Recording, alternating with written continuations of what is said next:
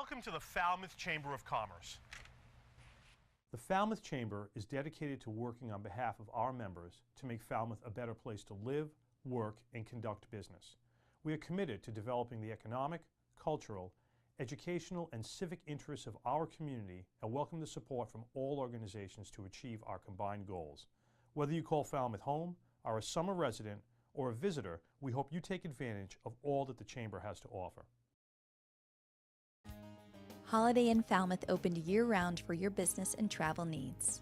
We provide a full restaurant and accommodations for banquets, holiday parties, weddings, corporate events, seminars, and more.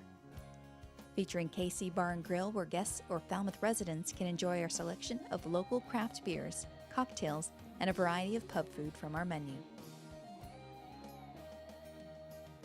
Holiday Inn Falmouth, your home away from home.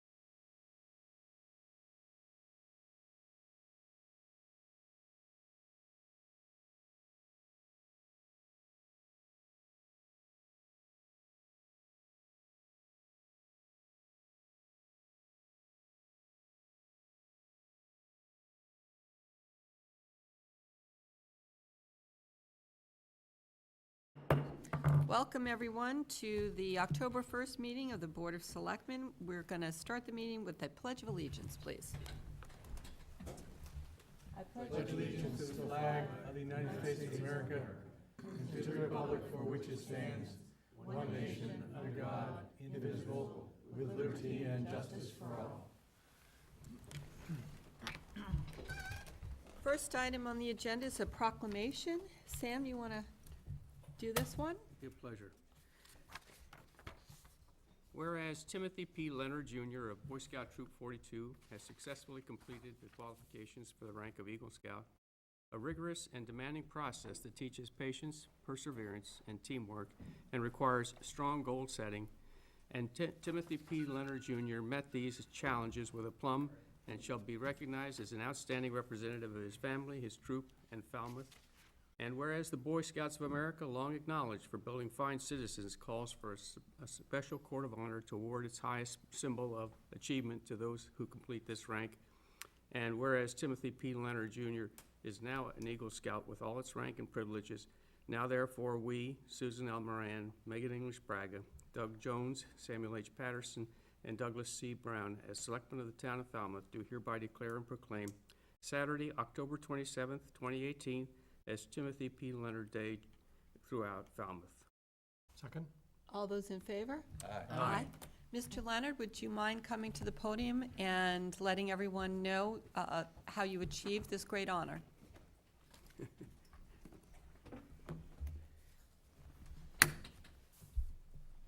Hi, for everybody here who doesn't know me personally, which is a lot of you, I'm Timothy P. Leonard Jr.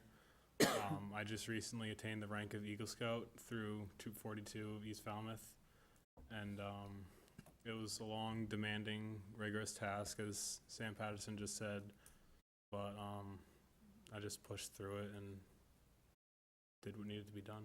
Did you have a project that you completed? Yep, my Eagle Scout project was the United Methodist Burial Ground right up the street. We completely redid that, cleaned it all up. We planted some rose bushes, painted the fence, did all sorts of things there. Great, much appreciated. Congratulations. Thank you. Thank you very much.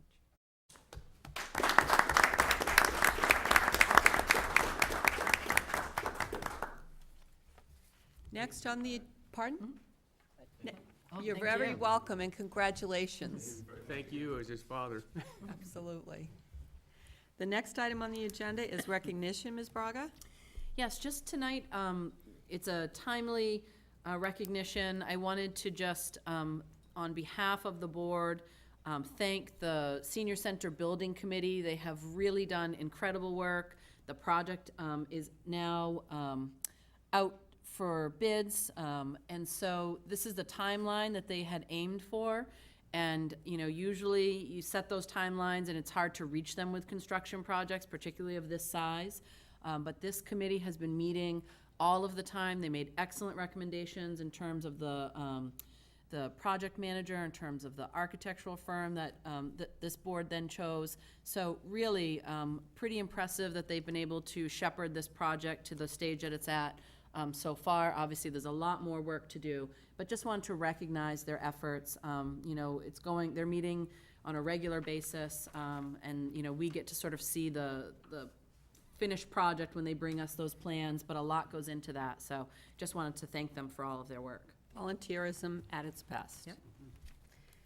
One announcement that I wanted to make before the rest of the board is that the Cape Cod Commission has put out the draft of the regional policy plan. I want to encourage everyone to take a look at their website.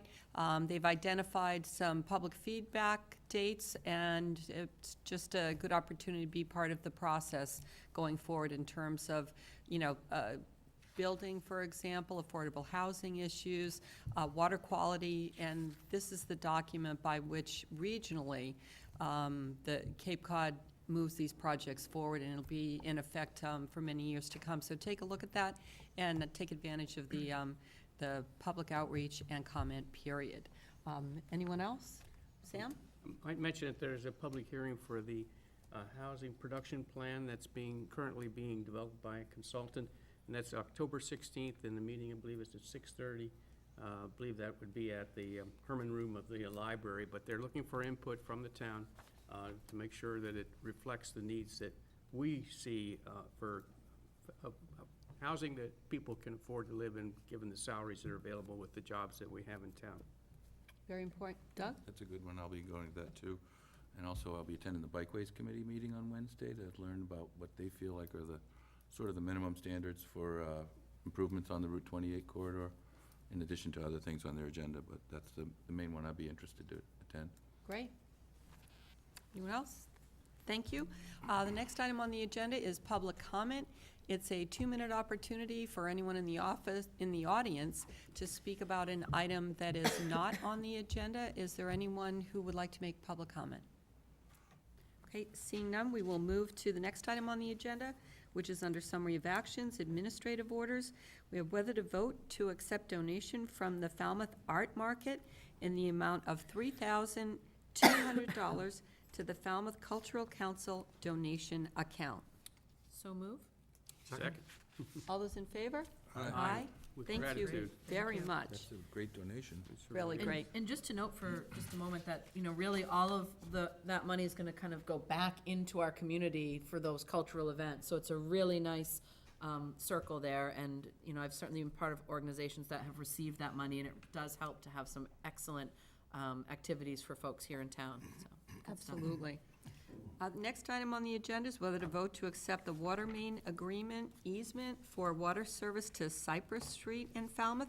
Mr. Suso, do you want to tee that up? Thank you, Madam Chair, members of the board. This proposed easement was prepared by Attorney Bob Ament and overseen and approved by Town Council Frank Duffy, which will allow water service to be provided at that location, and we recommend Selectmen's favorable action if that is your desire. I move that we accept the Watermain agreement easement for water service to Second. Cypress Street. All those in favor? Aye. Thank you. The next item on the agenda is whether to approve a recommendation for adjusting the parking meter seasonal utilization. Mr. Suso. Yes, thank you again, Madam Chair. Selectman Jones, at your last regular meeting, had reminded us that it might be nearing the time when we want to take a look at this, as we have annually.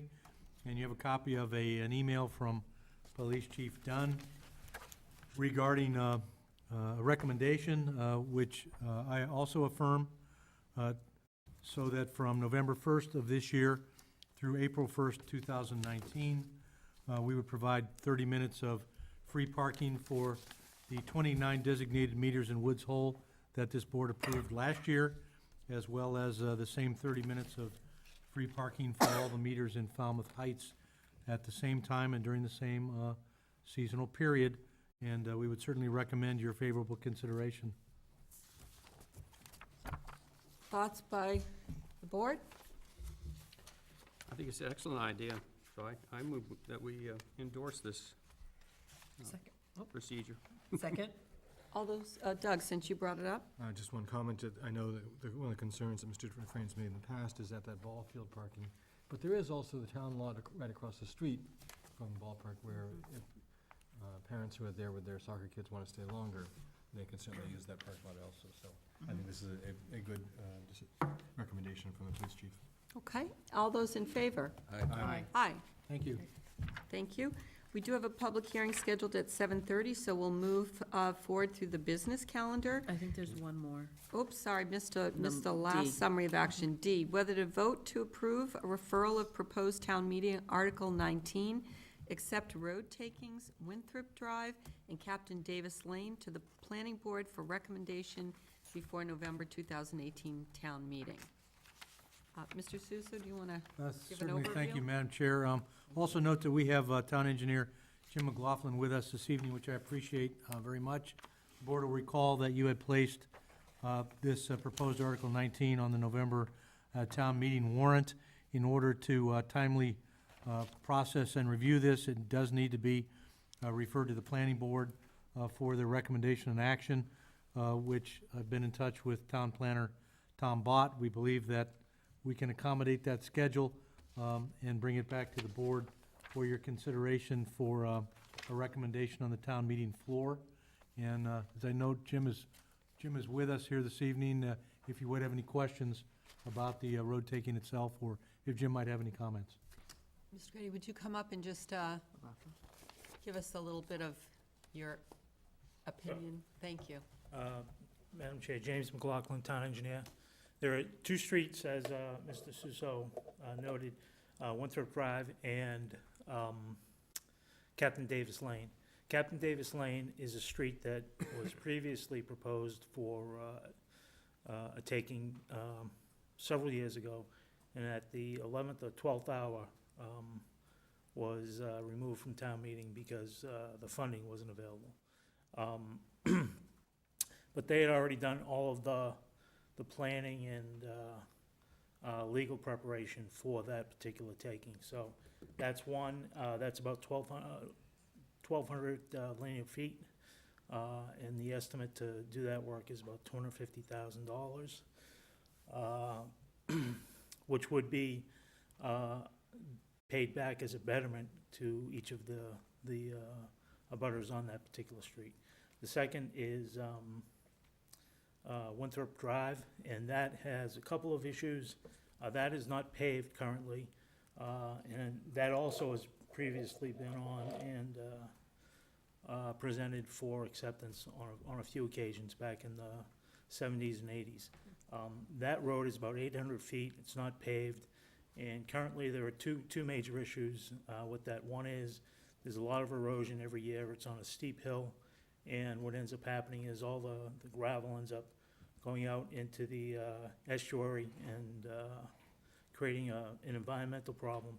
Secondly, there's a gas main in that street that has been exposed on a number of occasions because of that erosion. So that's something that we want to try and get resolved and taken care of. And the cost of that job is also in the $250,000 range. And again, would be paid back through betterments to each of the abutters. Great. Questions? Do you have any idea how many roads we have on the list for potential takings? Or there are people have applied that we Yes, there's about somewhere between 40 and 50. The difference between the 40 and 50 is a few of them, I think, are not feasible, and probably at some point in time, we probably want to take those off the list. But right now, they're on a list. And we are working on putting together a ranking system so that we can present something to the board, for the board to vote on and say, yes, these should be the next group with some estimated costs and what's involved with those. We're not going to be doing detailed cost estimates on those, more what I would call sort of a, not back of the envelope, but something to just put a placeholder on a relative cost of what would be involved for the 40 or so that will still be on that list. Because one hope is that we could create a rotating fund where once we start this project and the betterments come in, that means that we then may have some money to be able to Right. do it until the next betterment comes in, and just get started on working through some of these takings. Right. Doug?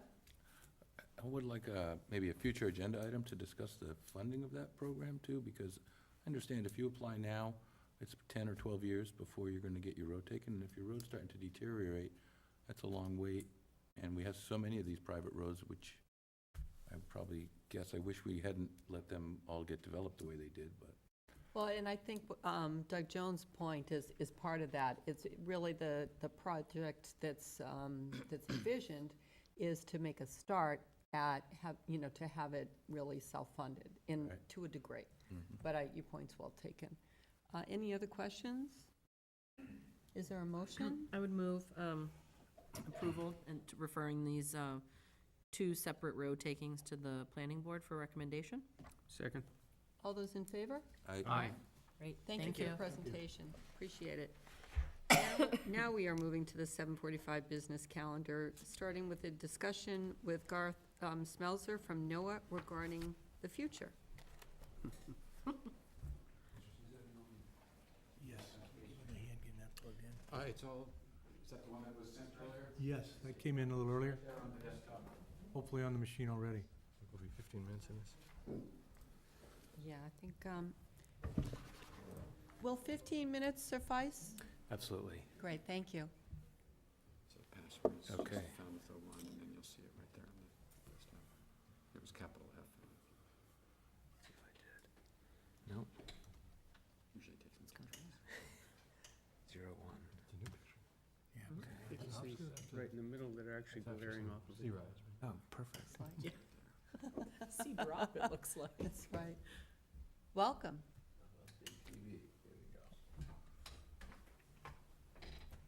There we go. Thank you. Thank you for having me. I'm Garth Smelser. Thank you. I'm new to the community, relatively. Washed ashore about a year ago. And I work for NOAA Fisheries down in Woods Hole. I'm not a scientist, but I'm the Operations and Management Division Chief, so I get to keep the lights on for them, keep the money rolling, the people hired, the communications flowing, like tonight. And so I very much appreciate the invitation to come here and talk with you all. It was timely about a week ago. You probably saw some of our activities in the news, everything from the science to the operational footprint that we have, from sharks and seals all the way to where we're located. And so I thought it was timely, and I appreciate especially the facilitation from Mr. Patterson to bring me in and chat with you. I understand that many of you know Jack Mclaughlin, and he's a big part of this community and has regularly kept this board up to date, and I hope that I can now start and continue that tradition of nurturing this relationship. It's taken me a year to get my feet underneath me, but coming from 14 years of public lands management, I know how important it is to stay connected with your local community stakeholders, and so I'm absolutely going to come anytime I'm invited, and I might invite myself sometimes if it's okay to keep you updated on the wonderful work that's going down there that we're all so proud of. Please do. So, like I said, we not only were we in the news recently, but we also had the opportunity to host some very big VIPs in our organization. Rear Admiral Gallaudet, who's second in command of the Department of Commerce, as well as Deputy Undersecretary Ben Friedman, came and visited our center last week, which really demonstrates how important Woods Hole is when it comes to NOAA. And just to bring everybody onto the same page, as I prepared for this presentation, I realized that it all started right here. We're on close to 150 years, and I was looking at the town of Falmouth seal, kind of it's all relative, right? When you're talking 1686 versus 150 years ago, but pretty impressive that the Fisheries Commission started right here in our community. And we've been doing wonderful marine science for those 150 years. So it's something to be very proud of, and you can see some of the people and the places that started it all right here in Woods Hole. Like I said, almost 150 years we've been studying fish, marine mammals, sea turtles, seabirds, and the marine environments that sustain them. And right in our Cape Cod community, Barnstable County, we have over 300 employees and contractors that complete that work. So a little bit by the numbers, the science that happens in NOAA right down there at the end of Water Street, where you and your kids probably have passed us right by to get to that aquarium, but there's lots of great science going on in that somewhat antiquated facility where we manage over 40 fishery stocks. We're serving over 11 coastal states and 3 management bodies that we report to. In other words, the science serving the policy and management. So we give science a seat at the table to guide the policy and management that's so important to us, that brings fish from the fishing boat to our tables. Just a kind of a general overview of the 4-legged stool that supports our science, and that's through sustainable fisheries, meaning the policy and the management behind the industrial fishing that's happening. On the right there, protected species, so the whales and the marine mammals and the turtles that you definitely hear about in the news lately. And of course, a very growing industry in aquaculture. We're at the cutting edge of that science. And then that wraps it all together is our study of the habitat and ecosystem that binds them all together. Here's a little bit more specific with where we are located. And yes, we are very proud of our presence here in Woods Hole, but we are much bigger than just Woods Hole. We have 225 federal staff and 160 contract staff spread around the East Coast from Orono, Maine, all the way down to Sandy Hook, New Jersey. The majority of our folks are here centered in Woods Hole, but we're just as proud of the rest of our people. Right here in Barnstable County, we have, everybody's familiar with the Woods Hole Lab and the aquarium, but many of you might not know that we actually have leased spaces elsewhere. We've grown out of our location there, and so we have The Palmer, some of them call Carlson Avenue or Palmer Avenue offices. We have our our social sciences branch there. And then in Tech Park, we have about 70 people that are part of the observers that go out with the fishing partners to observe the work that they do. So, like I mentioned, our facilities are always a challenge, but Woods Hole Laboratory for a long time has been a priority for the agency to recapitalize, and we're kind of embarking on that project amidst a lot of other competition around the agency. But I would just offer up that our science is going to happen through our partnerships, and both science partnerships and our industry partners. And so that's what we're focusing on. Despite all the rigmarole that's going on around us, we're focusing on our partnerships because that's how science gets done. And that's where we're going to find the operational efficiencies to make sure our science gets done in a way that honors the taxpayer's dollar. I want to talk a little bit about our partners because, like I said, our work wouldn't happen without it. In scarce time and scarce budget eras, we have to depend on our science partners and our industry partners. And so, as you can see there, our 4 primary partners are our marine science community right there in Woods Hole and around the East Coast. Of course, our industry partners that we are increasingly reaching out to with our new leaders. We have set up roundtables with our industry partners, facilitated by some of our delegation, to make sure that we are engaging with the people that we serve. Of course, we have recreational fishermen, and as well, up there in the top right, we have 3 management councils that our science goes to help determine the policy and the management decisions. So I really wanted to spend time chatting with you to make sure that we are answering your questions, but I can't help but close with a pitch about why we matter. And I think most folks know why we matter as they see that wonderful consortium of science partners down there in Woods Hole. But more specifically, if we could put it on bumper stickers, NOAA specifically matters alongside its WHOI partners, alongside its MBL partners. But we matter because we deliver science as a service to the American public. Through that science, we're able to promote the prosperity of fisheries and marine resources. And to do that, we have to work with others. We have to work with our marine science partners. We have to work with our industry partners to make sure that we understand and solve problems in front of us. So that was definitely less than 15 minutes. Yeah, that's great. I wanted to make sure we got our messages into you, but I'm available for any questions you might have. That's great. Who'd like to start? Sam? Garth, I heard on the radio just this past week that the Fisheries Council decided to move the midwater trawlers out to the 12-mile limit, which I think a lot of people have been pressing for some time, because we feel like a lot of the herring stock that we're trying to nurture in our estuaries have been kind of scooped out of the water column before they ever make it back to migrate up into the freshwater areas, those that do that. What was your role as, the fisheries division in supporting that decision? Yeah, and I was able to listen online to some of that very passionate input from all sides of that issue. Of course, we're interested, and we do have scientists working on that. My understanding from my director, and I'll follow up with you more specifically, Sam, to share with you that my understanding is that there isn't definitive science that leaned either way on that issue. And so that was a policy decision, not necessarily cited by any of our science. But I'm going to follow up with my director, John Hare, to get you a more definitive answer on that. Thank you. Any other questions? Just a general point, you employ obviously a lot of folks on the Cape, as you introduced with Falmouth in particular, and looking at the the challenges of the infrastructure needs, sea level rise, all of that, and trying to balance it with the close-knit partnership of the scientific organizations in Woods Hole. My question would be, how can the town of Falmouth support your endeavors and really, let you know how important NOAA is to Falmouth? I was going to come up with a really quick, is there a checkbook in the house that we can, but everybody empty your pockets right now. You described the problems accurately. You see how spread out we are.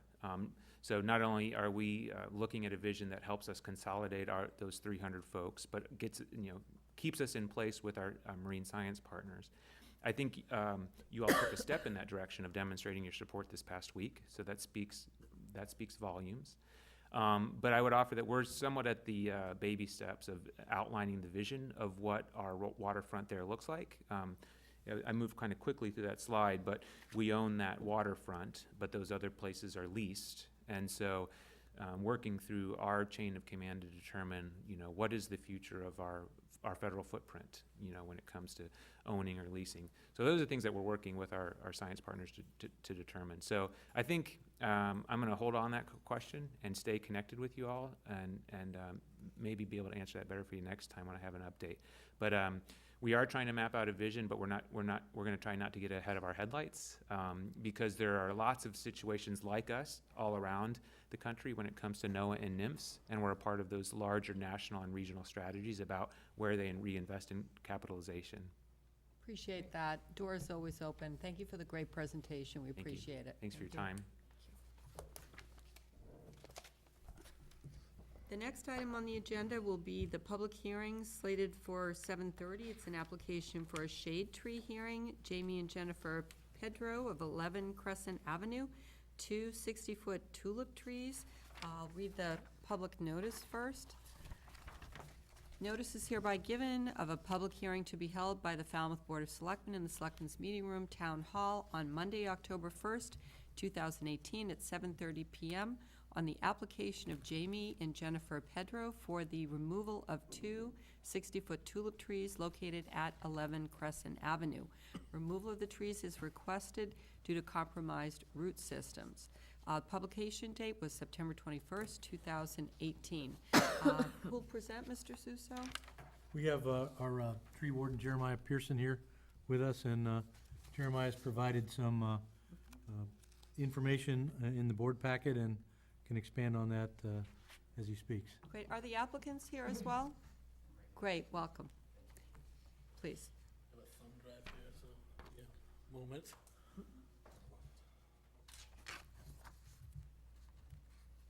Just while he's getting that set up, I just wanted to say thank you to Peter. The room looks very different tonight. It's the new carpet and everything seems to be, I know it was a long time in the making, but really just such a positive improvement for this space. So thank you very much for pushing that forward. And the visuals, really much better. Mm-hmm. Might need some assistance. I can't find it there. So you loaded the thumb drive? I loaded the thumb drive. Windows Explorer. Oh, there it is. Sorry. Yeah, no problem. Let's pop up, so, there it is. I'm guessing John Deere. Yep. There we go. And you can use that if you want. All right. Excellent. Good evening, Madam Chair. Jeremiah Pearson, tree warden for the town of Falmouth. So we're here tonight to talk about two tulip trees at 11 Crescent Avenue. The resident, Jamie Pedro, is concerned with the health of the trees, falling limbs, and the proximity to their home. So when I go out and I do a tree risk assessment, I look for several things. The first tree, there's 2 trees there. The first tree, Pardon me, the one on the left? the one on Like, the left. looking at the picture? Yes, the Thank one you. on the left. Okay. I look for signs of decay, which it didn't show too many signs of decay at all. Didn't show any signs of cavities, conchs or mushrooms, which would be an indication of decay. Bleeding sap, loose or cracked bark, nesting holes, or deadwood, which there was some deadwood, but it was minor. What did concern me about these trees was the site history. I know that there was a lot of construction that happened there about 10 years ago. So I'm concerned with the soil compaction, and with soil compaction becomes root loss. Some other things that I noticed on that tree was some minor asymmetry to the crown due to heavy pruning because they're so close to the house. They've been cut back so much. And with all that heavy pruning, there's something called wind throw that can happen because it just creates all the direction of the wind just hits the top of the tree, and it's easily, fallen. Also, tulip trees are known to be very weak They snap in storms a lot. And the proximity to the home is pretty daunting. I'd be kind of worried if I lived there. The second tulip tree, the one on the right in that picture, once again, didn't show too many signs of decay, didn't have any large cavities in it, didn't have any conchs or mushrooms, which indicate decay, bleeding sap, loose or cracked bark, or nesting holes. But it did have a lot of dead wood in the crown, and you'll see in this next picture. But the same thing, with that, it had a lot of construction right in that area. It's sitting right where the driveway is. So the roots pretty much aren't getting water. The leaves look very chlorotic, they're yellowing. There's been some severe pruning cuts on that tree, and minor asymmetry, just like the last one, and same thing, just so close to their home. These are two pictures. You can see the second tree, the one closest to their house, you can see that there's a lot of dieback in the crown. This one, not so much, but you can see how close they are. And the second tree, here's some more pictures of the dieback, how close it is to the house, and you can see the new construction where there's no lawn for the trees for the rooting, and some large pruning cuts. But all in all, I think the Pedros are just worried just because they're so big, and the target, if that were to fall, would just crush their house. So my suggestion was that the town wouldn't remove them, they would pay for removal, and then put replacement trees in nearby Crescent Park or Worcester Court, where we lost so many trees over in March. Questions from members of the board? Because it's a public hearing, that would have been an opportunity for the neighbor nearest to the tree to come and let us know their opinions about that, and we'll see if we have any public comment on that. I understand that the removal will be at a homeowner's expense. Would the replacement be at town expense or homeowner's expense? Homeowner's expense. Because we didn't, the reason why they're failing at all is because of construction when they redid the homes. Makes sense. Any other questions from members of the board? No, just a great presentation, really Thank you. helpful to see it and to understand what you look for. Absolutely, Sam? Yeah, I guess the question is the homeowner Yes, he is in right here. favor of this and willing to pay for the removal? Yes, that's, yeah. That will come. That will You're on, come. you have to come up to the podium, that's all. I mean, we bought the house, it was already constructed, so I mean, the trees are already in this condition they were when we purchased the house, but we never thought that they were gonna get to this point. They were healthier when we purchased the home. It's just time has shown that obviously there was a lot of damage when they built the home. This past summer, well, actually this past winter, we had a tree fall in the back of our house, which was a maple tree, which was a very old tree, and we thought was healthy. And when that one fell, fortunately didn't hit any homes, but it took out a lot of the fencing behind our house. That was an eye-opener, because even though that tree looked healthy, it snapped and was a fairly large tree. Fortunately, it didn't hit any of the neighbors' homes there. These two trees, as Jeremiah said, I mean, if they fall, it's not just doing some minor damage to a home, that's just gonna take my home or one of the neighbors' homes out. This past summer, there was a lot of branches falling, large branches that if my daughter was in the front yard at the time, she would have been seriously hurt. So it was definitely one of those things where this past winter and this summer has been one of those things like we need to do something about this before. Are you in it's out. agreement with the recommendation? Yes, by all means. It was never in my mind that you guys would pay, but I know because it was in the right-of-way area, I'm not allowed to just take it down on my own, so that's why we're here today. Absolutely. Yeah. Is there anyone in the audience who wants to speak in favor of the removal of these trees? Seeing none, is there anyone in the audience who wants to speak against the removal of these trees? I move we close the hearing. Second? All those in favor? Aye. What would be the recommendation or request of the board? I move approval of our tree warden's recommendation to allow removal of both of these trees at the homeowner's expense, and then the planting of 2 replacement trees wherever, Worcester Court, I preferably. get maybe Worcester Court. Yeah. Second. All those in favor?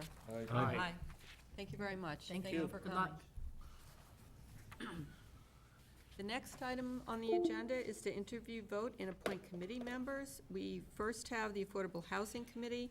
Is Jessica O'Brien and Harry McCormick here? Just raise your hands if you're here. Jessica? Let's just hold off and wait for Harry for a minute, if you don't mind. Their dates are, according to this, are at the 15th. It says the Oh. 15th. She's the only one who's gonna be here today. Oh, okay, so we're not expecting Harry. So if would you mind coming up? Welcome. Thank you. How are you? Tell us about your interest in the Affordable Housing Committee. Well, I am a Falmouth resident. I graduated Falmouth High School in 2008. Went to Suffolk University, graduated from Suffolk in 2013 with a pre-law degree. Worked in Boston for a number of years. I am now back in Falmouth full-time, and I work actually as a real estate agent with my mom and dad. And I deal with a lot of first-time homebuyers and a lot of people my age who are also moving back into town, who have been in town the whole time, that are, workforce members. Some of them who definitely need affordable housing. I started going to the affordable housing meetings about 6 months ago. And I think I've attended every one, maybe except for one. So that's my interest. I'd like to get involved. I've been going to the meetings, and I'd like to help make affordable housing more accessible for people my age and the elderly too, I think. Thank you very much. Thank you. Questions problem. from the board? No, that sounds like a real good motivation. Thank you. That was a good presentation. Thank you very much. Yeah, no problem. Next, we have, with respect to Agricultural Commission, Warren Collins. Bless you. Bless you. Just for Jessica's sake, Yeah. for her to realize that we won't make any decision until we've done the other two interviews. Right. I don't think she heard. So we have to do 2 more interviews. Those will be on the 15th, and so then we'll vote on the 15th, just so that you And we'll know. let you know. Thank you very much. Thank you. Warren, Yes, welcome. thank you. What makes you interested in the Agricultural Commission? Well, I've been in the agricultural field most of my life, and we've recently moved to Falmouth. We had owned our house for 7 years, but we recently moved here a year and a half ago after we sold our produce farm in upstate New York. And I have degrees in botany and chemistry, and I worked for Ciba-Geigy, an agricultural chemical company, for 8 years doing field work on various crops in the northeast part of the United States. Here in Falmouth, I'm already on the Falmouth Farmers Market Board. I'm also part of a committee that is looking for a new community garden site. Although we had a pretty large market garden ourselves, we got a plot at the service center when we first moved here. And now that because of affordable housing coming in, and we're all in favor of that, I'm looking for a new spot with that. And what else? I worked as a plant pathologist for many years with plant diseases and diagnosing them. I've actually done a little volunteer help to Pariah Dog Farm. I don't know if you know that. Yeah. With one of my areas of expertise was tomato diseases, fungal diseases of tomatoes. I don't want to keep going on here. I'm also a master gardener here on Cape Cod, so I'm pretty involved with that. So You can only do this if you come to my house and help me with all of my started and never finished agricultural projects in my yard. well, I'm pretty good at vegetables, that's for sure, because I worked on probably 40 or 50 different crops when I worked for Ciba-Geigy, so anyways. Incredible experience. And I would love to be on the Ag Commission. We want to get more involved in Falmouth, and I can't imagine there's anything else that fits my background any Pretty better. custom. Great. What would the board like to do? I would move appointment. I'll second that. All those in favor? Aye. Great, Thank Thank you. you very much. Such a Be great welcome time. addition. Thank you. And I really enjoy working with Karen. I think she's great. So That's great. it's been to a number of meetings, so. Absolutely. Good. Right, thank you. Thank you very much. Next, we have for Board of Health, we've got George Hufelder, Lorraine Babiak, and Walter Howard. And there will be one position. It's a term until June 30, 2019. George, we have you up first, if you don't mind. Welcome.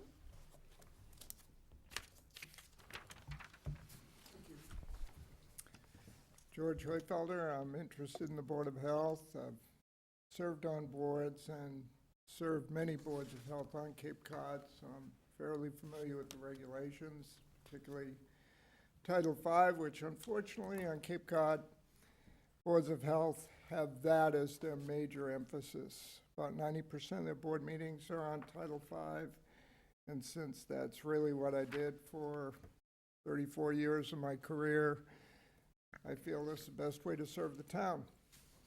Been a county health officer for 11 years. I've been a health agent, registered sanitarian in the Commonwealth, wastewater treatment plant operator in the Commonwealth, septic system inspector, licensed, and also a soil evaluator. So those are my Don't qualifications. you dabble in septic? Alternative septic systems, Thank you. yes. And I operate the alternative septic system test center here in the Commonwealth. Thank you. Any Massachusetts questions? alternative septic system. It's a big one. Please. I have one. As I understand it, the Board of Health actually could put in legislation to require denitrifying systems in new construction. That wouldn't even have to be done by the planning board, but the Board of Health could put that forward. Correct. The Board of Health has pretty broad power to create any regulation that they deem in the public health interest or in the environmental interest, since Title V is not only a public health law, it's primarily an environmental law. So yes, following a public hearing, following a passing or a review of that by the Attorney General's office, they could pass a regulation like that. And that would be the appropriate board to do so as opposed to Planning. planning. Well, there'd be a number of differing opinions on that. There would some feel that the Board of Health should take the lead and pass a regulation, and there would be others that would think that since this is wide-ranging, and since it might involve financial obligations on the part of homeowners, that some folks might believe that that should go to a town meeting vote. But it's certainly well within the purview and power of the Board of Health to pass a regulation without that route. Is it appropriate to ask your opinion as to whether that's something we should be looking at, as whether either legislation or potentially a financial benefit, saying there could be a reduction on your sewer bill or something like that, or your water bill if you were willing to do so? Well, again, there's a wide range of possibilities on how to handle it. If the town, and it is well on its way to do so, has identified environmentally sensitive areas and have come up with TMDLs, or total daily maximum loads, and if that could be met by alternative septic systems, I believe the Board of Health should do that. However, they should also look at those abilities of the homeowners to pay and maybe approach the town with some sort of subsidy, or certainly some sort of like a betterment loan through the county, for instance. The county has betterment loans for the repairs of all septic systems deemed to be failed in the Commonwealth or within the town that they have the jurisdiction. So I think everything that would be done in the Board of Health in this regard should be nested and coordinated with the Wastewater Management Committee or the Water Quality Management Committee. If the town should proceed to go forward and say, okay, in X watershed, we'll have alternative septic systems is how we will meet this obligation of the state for the TMDL, then of course it would be prudent for the town to investigate all ways to help homeowners do that, very much the way they do sewering in those areas that have, obligations in that regard, that being TMDLs. Is there any reason you might be having a conflict of interest for the Board of Health recommending that these should be done when you might be the ones overseeing the alternative systems? Well, if there was any sort of hint of a conflict of interest, which I would look at very closely, then I'd step down from any of the decisions in that regard about a regulation. Okay, thank you. I'm no longer the county health officer, so that would probably remove quite a bit of that. Okay, great. That's a very good point. Thank you. Any other questions? No, I'm very familiar with George and his work. Thank you very much. Thank you. The next applicant, Lorraine Babiak. Hi, welcome. Thank you for coming. Could you tell us a little bit about yourself? Oh, well, I guess I didn't expect such an audience. That's quite all right. We're grateful that you're interested, Yeah, and we're really happy to meet Yeah, you. I thought that I would like to be on the Committee of Public Health. I've had some experience with the Public Health Department in Jamaica Plain. I'm in the Laboratory Improvement Program, also as an inspector for laboratories, and also for the last 20-some-odd years, I was a safety representative for my department for Laboratory Corporation of America. And so I have the balance of I'm a microbiologist by trade. I have the balance of the microbiology and the laboratory, and then also the corporate exposure to where the emphasis was on safety, OSHA inspections, and so forth. And I'm retired here now in Cape Cod, and I saw the position for this to be on the committee, and I thought it would be of interest. And I thought that it's second nature to me to notice things, in regard to health and safety, even when I'm out in the community. And, well, that's why I'm here tonight, really. So Well, thank you for offering your time. We're grateful. Any questions? Have you served on any kind of volunteer boards or committees previously? I'm sorry. Have you served on any boards or committees previously, any time volunteering? Previously, We need you to speak into the mic for the TV audience. Well, how I got introduced to the processes and in the town was through David Vieira's Citizenship Academy, and all the departments and all the agencies in the town. I found it to be very interesting. And of course, he was very encouraging for people to take an interest in the town and be on various committees. Yeah, great. But, no, in our homeowners association, if you want to count that I do count as that. something Yeah. recently, we have issues that come up that Right. I have to, once in a while, I come to town and check on different ordinances and the rules about certain things. So, That's a great way to get Great. started. Indeed, thank you. Great, thank you very much. Any other questions? No. Thank you very much. Thank you. Walter Howard. Welcome. Thanks. So this is sort of my first approach at a community board system also. A little bit of background, I'm a retired physician assistant just recently, about a year or so ago. I spent almost 30 years in mostly HIV or oncology care. So I became acutely aware of the need to make sure that any kind of involvement a community can have is to be putting it out there for the patient. They have access and good outcomes from their healthcare systems that are involved, from a public level to the hospital to whatever else we can do, like in public health and sanitation. Over the years, I've worked in multiple different kind of hospital systems and met with all kinds of boards and systems, and more familiar with a lot of the political processes that go on and how you can or cannot bring somebody to fruition easily. I moved here in 2015. I had been at Mass General before, and I took a job at Martha's Vineyard and there in the infusion unit, so that the patients on the vineyard could actually come to that clinic, be seen by a PA, and then could get their chemotherapy on the vineyard and not have to go home. So that was a very popular program on the vineyard. During that time, I really I've always loved the Cape. We used to spend lots of time in Wellfleet, but I came to really love Falmouth. I talked my husband into moving here from California, which is a pretty big ordeal.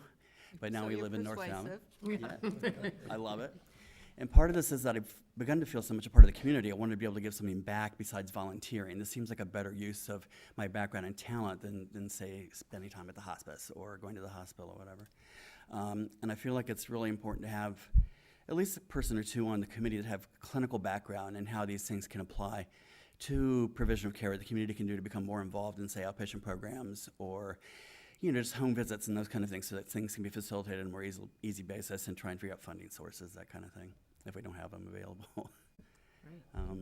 Other than that, that's probably about it. That's pretty encompassing. Questions? Doug?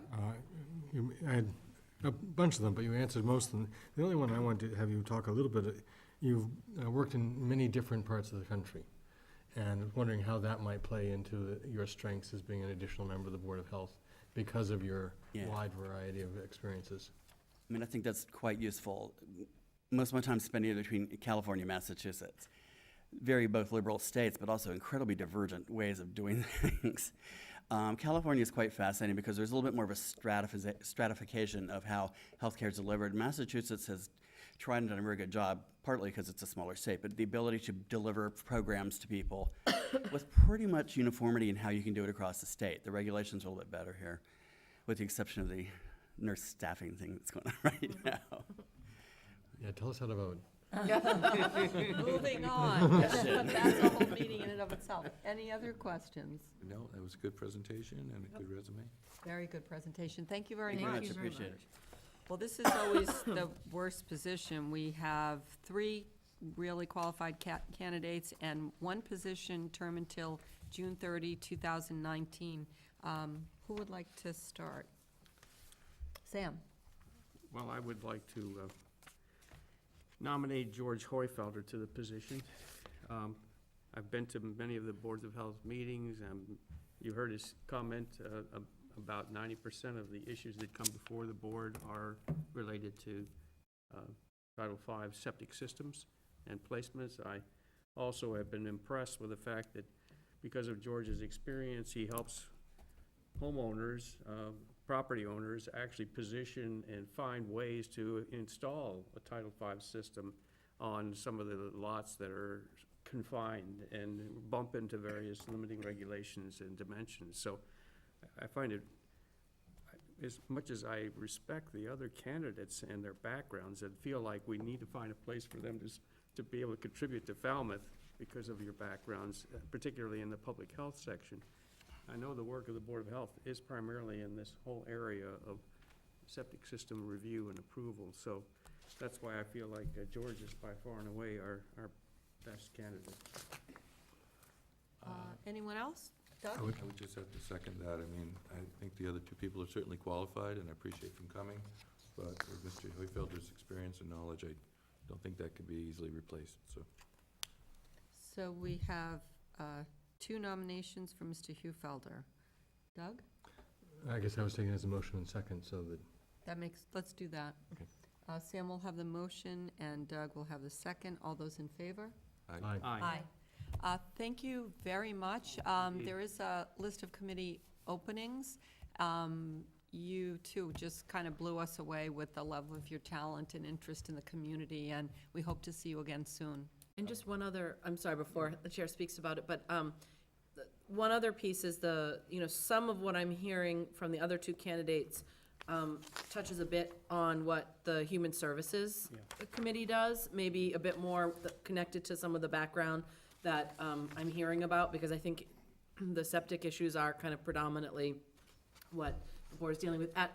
They do a lot of other stuff too, but and so, I would really encourage folks to take a look at maybe Human Services, and there's a couple other committees, and we always are having openings because, people time out, they can't do it anymore. There are openings all the time. I believe there might be an opening at present on Human Services. I believe there is. So to encourage you to check that out, because we'd love to have your talents. And there's some openings on the Cultural Council here coming up shortly. Yeah.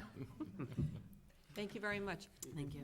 Please, to the mic for those at home, if you don't mind. Thanks for coming for the interviews, Madam Chair. Thank you. Diana Malloy for Board of Health. Just wanted to let you know that as far as I understand, we also will have another board opening in June. I think Steve's 9-year term, or the succession, is up. So that's an opportunity. We also have started to broaden, and we're hoping going to be on your agenda coming up soon, talk about some of the other projects that we hope to really entail. And so we will be looking certainly for any volunteers and expertise to help partnership partner with other committees in the town, and I don't know if there's an opportunity there for utilizing some of the expertise that these folks have shared tonight. That's a great point. And the other gentleman may have left. You can get his contact info perhaps from, you've got I it? got Okay, it. you've got the app. So thank you for mentioning that. Yes, Those are because we great want to be able to opportunities. take it beyond the septics, and George is our expert on that, but we are looking at a broader scope as we go forward. Absolutely. Thank you. Thank you so much. Thanks for everything you do. speaking, too. The next item on the agenda is the Cultural Council. Linda Diaz is here. There are 4 positions open, 2 terms until June 30, 2020, 2 terms until June 30, 2021. Linda? Right. Thank you very much. Welcome. There you are. Hello. Hello. Thanks for applying. Tell us a little bit about why you want to be on this committee. I am an artist. I'm also a musician, and I work with individuals with special needs. I teach art, actually art and yoga for individuals with special needs. I also, I teach yoga to seniors. One of my students is over there on the right. I won't call her out, but so I'm interested in the Cultural Council based on my interest in art, especially, and music. Thank you. Questions for the applicant? No, I think sounds great. Sounds and very qualified. Much needed. I know, they've been looking to kind of fill out their board a bit more, so it's great. Thank you. I'd move approval of Linda Diaz for a term that ends. We usually pick the longest. Yeah, let's pick the long one, so. Take full advantage. 6. June 30. Yep, 2021. Right. Second. All those in favor? Aye. Thank you very Thank much. you. Thank you. The next interview is for Recreation Committee. We have 4 applicants, all scheduled for today: Sandy Cooney, Phil Afonso, Christopher Lynch, and Patricia Morello. We'll start, please, with Sandy Cooney. Welcome. Just how it was on the list, we didn't even pick it. It's alphabetical almost. Yes. Do you have any idea what the rec committee does? I tried to condense this to 1 page. My name is Sandy Cooney. I grew up here in Falmouth, graduated from Lawrence High School. I attended college in West Virginia. I met the love of my life. I've been married for 43 years. I brought up my 2 children. They're grown now here in Falmouth, and I now have 4 grandchildren. Presently, I am a town meeting member, and I have been since 1985. That's 33 years. I'm a member of the Community Preservation Committee. I am the treasurer of the nonprofit Falmouth Together We Can Incorporated. And if I can just give a little plug right here on that. We have so many wonderful groups under us, but this coming year, is the 25th Falmouth High School celebration after prom, 25 years. And I can't thank the community enough, because they have made this happen with not only financially helping us, but with the food that they donate and raffle donations. So this is a big year coming up, and I just had to give that plug. As far as my years on the Recreation Committee, I ran an election in 1990. It was actually the election year before the charter change. I lost that election, but I came in a close second. And then when there was an opening that same year, somebody had stepped down. Because I was the close second, I was appointed. And then with the charter change, I have been appointed every year since 1990. I have had 2 step-downs, as you know, under the charter, 3 consecutive 3-year terms. So after 9 years, they tell you to go take a rest. So I have just finished my 2nd step-down year, and I'm hoping to go back on the committee. My life on the Recreation Committee has been an interesting journey, one that I've enjoyed. It brought me to many subcommittees, I guess. One was the Citizens Focus Group, where I worked with the Falmouth Police Department years ago for youth. I was a member of the Trotting Park Fields Committee, instrumental in the creation of that. The creation of the first skateboard park, which was next to the police station in between the rec center. That was a combined effort with the Falmouth Together We Can, the Rec Department, the Police Department, DARE, and the Falmouth Substance Abuse Commission. We then later built the skate park, as you know, at Trotting Park Fields in '99, and we are anxiously awaiting for bidding. We have $500,000. You're multitasking. as Get back you to the know. interview. It's all about recreation. I was also on the Gulf Fuller Field Study Committee back in 1998, and that was when we were looking at improvements of Gulf Fuller Field. And at the same time, and this is probably my most rewarding experience, was I got to work with the Falmouth High School class of 2000 in the creation of the long overdue teen center. And so town meeting, when they approved the new addition to the building for the locker facilities that were needed there, they created this teen center, and I commend those kids today because they started in 1998 and it didn't get built really until 2002. So they were already gone to college, but they gave it their all in their years there. So that was most rewarding. And that teen center today is, it just welcomed the kids back. It was 10 years without one, and today it's very, very successful. So I also got to work with Helen Kennedy in the creation of the Sandwich Road Fields. So now we have an opening on the rec committee. My step-down year's over, and we have a new addition, a new senior center addition going up at the rec center. We have the creation of a new athletic field at Falmouth High School, which ultimately will move the football program from Gus Canty there. It will free up some additional space.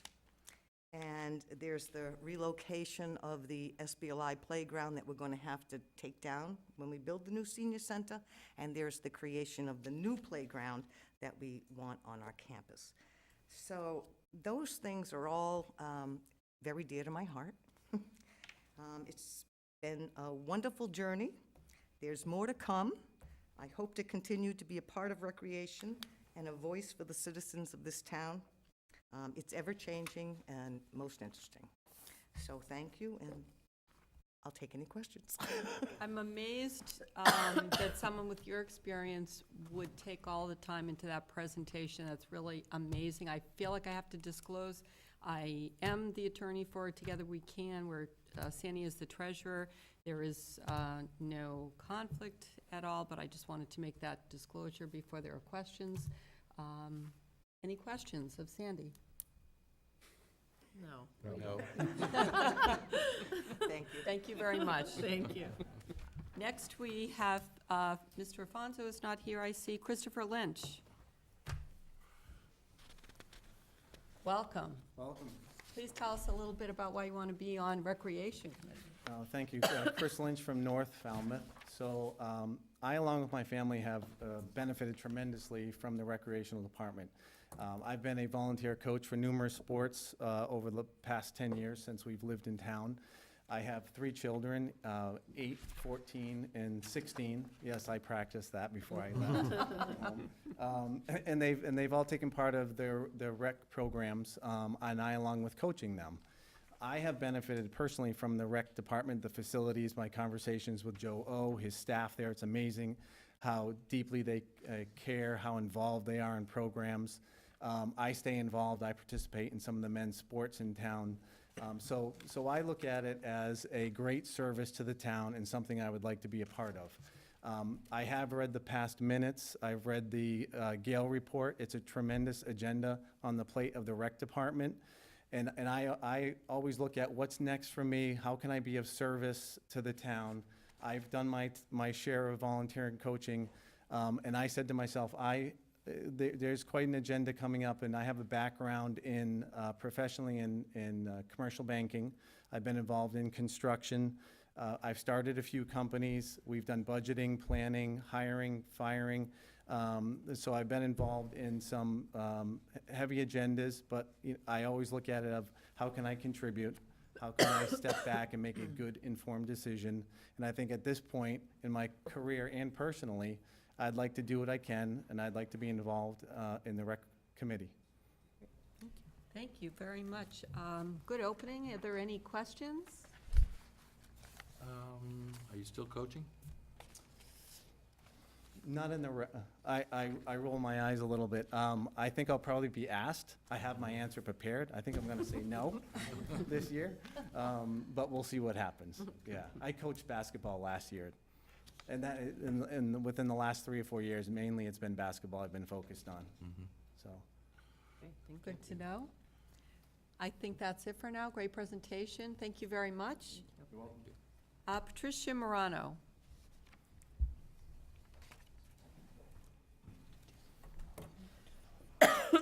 Welcome. Hi, how are you? Hello. My name's Patricia Morello, and I have to tell you that when I walked in, I didn't realize I could do a slide presentation because I would have upped Sandy. With that being said, I have a couple of things. I currently own my parents' house down here that they bought back in the 60s, so I might have you beat maybe by a little bit. With that being said, I'm a Westfield State graduate. I was a graduate of Movement Science, Sport and Leisure Studies. I went on to get my master's degree, then I went on to get my CAGs. I currently teach in the town next door, but I also, I've taught kindergarten through college. With that being said, I'm also a soccer official, a basketball official. I've coached for years. I've coached at the collegiate level. Like coach, my very first thing was at 9th grade, coaching the little kids in recreation. Anyways, to fast forward, to go backwards a little bit, I'm one of the people who worked in the original recreation department, and that is in front of the Gus Canty Center when it was there. I don't know how many people remember that. I'm looking at you, Doug. But anyways, I started working there when I was 18 years old, and I was blessed enough to work at the recreation center for maybe 12 or 13 years after that. So I've seen the change. I was part of the people that got to have the opportunity to go from the old to the new. I painted the old. Extra credit for that. And then we went to the, anyways, the whole bottom line is, I'm very fortunate. I'll have them next time, I promise you. But with that being said, I love the recreation. That's my major, that's my area of expertise. When I was 18 years old, Carlo Pina, and now I feel really old because I don't think any of you people remember him. Sure, I of course hope. we do. Yes. But anyways, I had said that he was the reason why I wanted to be a rec committee member. And I became a rec committee member, and I actually served for 11 years because I took the place of somebody who had passed. And at this moment, actually, I'd like to recognize Walter Crotty for his service, because he was a very special man who gave. The other thing, too, though, for the rec center is I'd like to at least recognize Betty Garris, because she was a very special woman, and we should do something for her. Anyways, I loved it. I worked for 11 years. One thing that I have going for me that other people might not have is that it'd be the only committee I'd be serving on, so I could dedicate my time and commitment to that. Do you see yourself as competitive? A little bit. Well, I have to tell you, and I'm going to date you right now, the woman over there would play me when I was like 16 in basketball. So I'd come down on Monday nights, and I have to tell you that woman never let me beat her. And I realized that she was just picking all these certain people. So this is payback? Well, I've known her for years. I will tell you that, I said this to you the other day, is that Sandy was one of the first people I remember when I was working at the desk at the rec center. And I also, when I taught, or when we did the summer program, I was at the Lawrence School. And I was at the Lawrence School with Mark Rosem, who was Rick Sample's son, and I now teach his children. So it's kind of like full circle for me, but it's very humbling also. I'm the underdog fan. You know, when I served on the committee, I really look at things kind of objectively. Other people kind of have agendas. I've taught there, I've been there. I try to encourage as much as we possibly can to include everybody, because that's what it is. It's a civic duty to serve, and not only to serve, but to be a group of inclusion. And I've also been the person to stand up on certain things. Only, I'm just pointing because I was thinking, I've stood up to say, hey, this is the right thing to do. Do it because it's the right thing to do, and to serve the community. It's about the kids. It's not only about the kids, it's about the seniors too. And I know we're building a senior center, and I know that that's a big thing. We were talking about right before I left, I actually had to leave with Sandy. I didn't realize she was playing. But we talked about the playground and moving that. But the other thing too is I've always had this contention is you have to serve the seniors. And just because you're building a senior center, they're still part of your recreation department. And for some apparent reason, it's always been kind of a bone of contention on where we're going to place them. So for me, it holds dear to my heart to not only, be around them and include them, but to be all-inclusive to everybody. you know, and I also like being under the scenes. I like that people don't know who I am. Because I go to like, and I still do, I still go to, when they do I live in T-Ticket. So I go and I watch people seal, and it's fantastic. And you'll go by and you'll say, hey, you know, nice job. And you get to take a moment to talk to the kids. That's what Carlo Pina did to me, you know, and I always said that I wanted to be him. And I told him, he shook my hand when I was 18 years old. And I said, I'm going to be you one day, Carlo. And, you know, I even offered to pay for his plaque out front when they came up, because he meant a lot to me. He took the time out for me. And that's what I kind of want to do, is I like to serve. And I think actually being away from the Recreation Committee, I think it's harder to come back, to keep coming back. Well, it seems like you've met that goal, at least, Oh, anyway. absolutely. Any questions? Doug? I don't have a question, but I do remember the old rec center and playing pool and ping pong and smoking cigarettes. So it was a pretty different kind of recreation. Well, I'll tell you what, is I had to close it up a couple times. Yeah. And I was horrified, and Betty Garris was on the phone with me, Patricia, lock the front door. And I'm like, do I run out of the building, or what do I do? Yeah. But it was very humbling. And I'll tell you, it's nice to see how far it's come. And it's Right. nice to see the rec center and just the inclusion that they tried to. I still think they need to put more programs in, though. Yeah. Just my opinion. Thank you very Thank much. you so Great much. interview. Wow, talk about humbling experiences. We have a wealth of candidates tonight. We are only looking at this point for one position, term until June 30, 2020. Who wants to start? Can I just say before we start, but I believe that there'll be the potential for possibly 2 openings in July, July 1st. June would be application time, or May, June. That's good. That's, so we can keep these applications ready, and folks can certainly, you know, voice their interest if they are not, the application, we don't accept them tonight, we can accept them in the future. It's a really tough decision. I'm inclined a little bit to have it be Chris, so that Patricia and Sandy don't fight. But I actually think I would move that we appoint Sandra Cooney back to the Recreation Committee. I'll second that. Even if it's just for her years of service and commitment. All those in favor? Aye. Unanimous, thank you very much. It was, I hope you guys come back, because I think you both articulated spaces that we really need filled on the committee if certain folks end up leaving, so encourage you to do that. and the most entertaining bunch of interviews Yeah, I think we've exactly. had. Really appreciated. Because recreation is fun. That's right. I'd love to see the meetings with the 3 of you there. Those would be enjoyable. Absolutely. Thank you so much. The next item on the agenda is a request for a sign variance for a freestanding sign for Falmouth Animal Hospital at 1184 Sandwich Road. Is the applicant here? Hi, welcome. Please step right up. Good evening, my name is Kevin Watson. I work for Plymouth Sign Company in South Yarmouth. I'm representing Falmouth Animal Hospital, and Dr. Leland Hauser is here with us tonight. They've invested quite a bit of money in a new facility at 1184 Sandwich Road. And the sign out front, it's a freestanding sign. It's got basically 4 slats. Dunkin' Donuts has the top one. They're going to be the only other tenant in the building.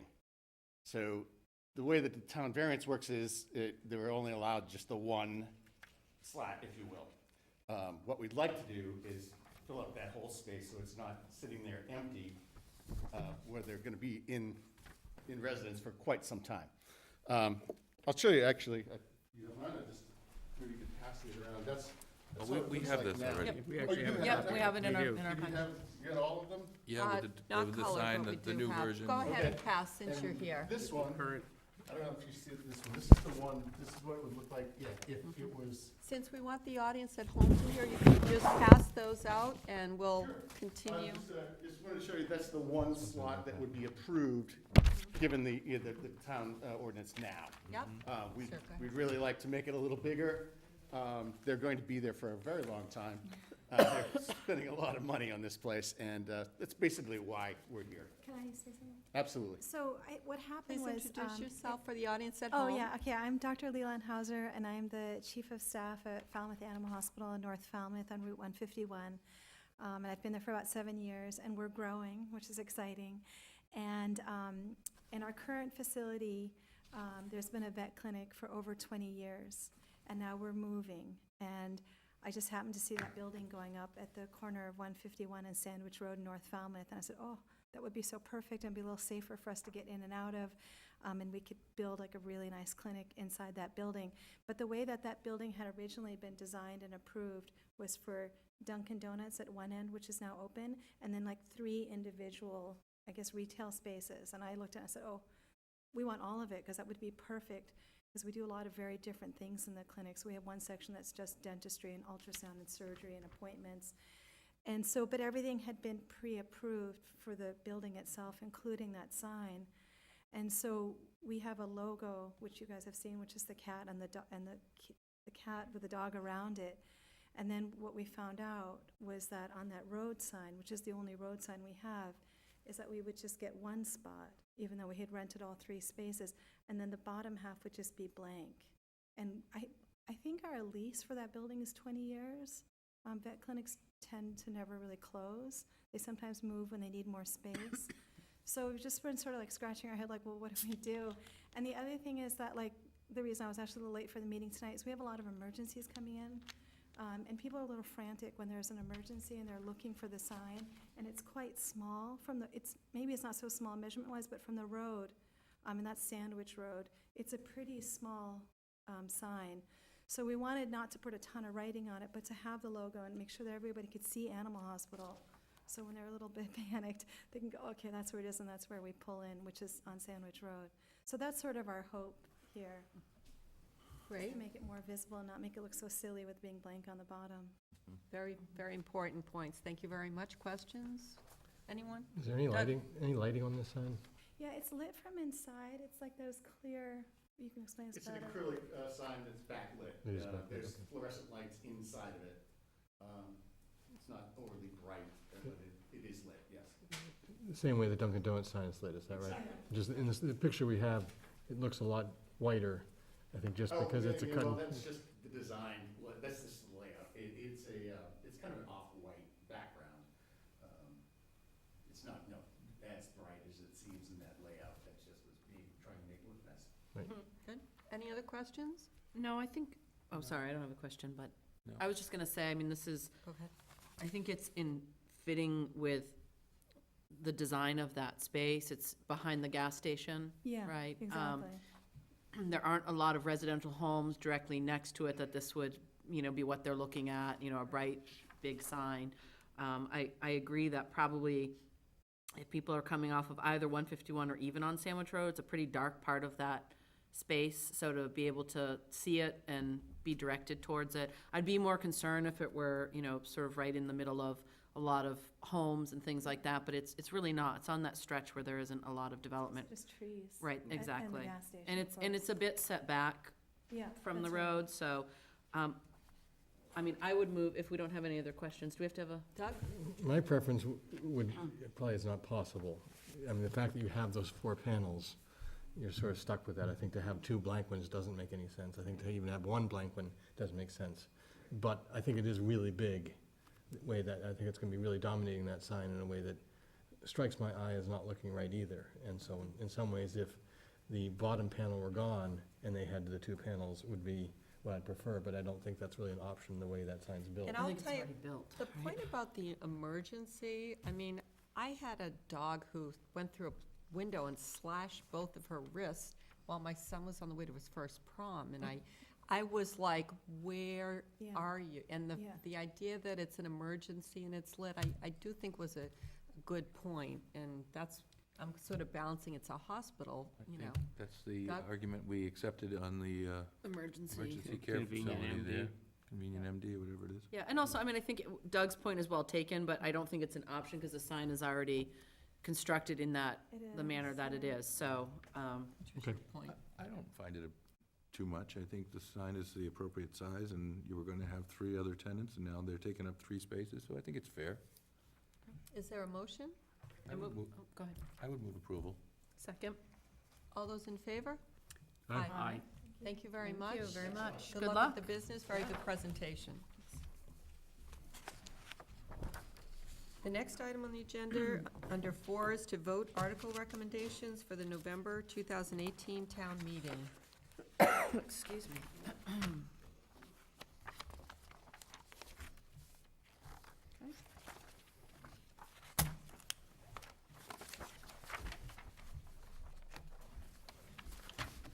Mr. Suso, in your overview, did you include everything that needs a recommendation, or? I did, yes. Okay, thank you. That Yep. makes it a little quicker to go through. So the first item that we're asked to speak on would be the petition article number 12, which is to amend the net metering program. That was posed by Mr. Walker.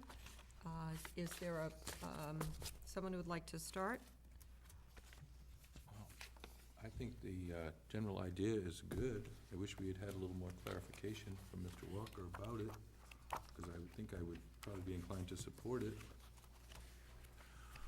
However, we didn't really get that, so.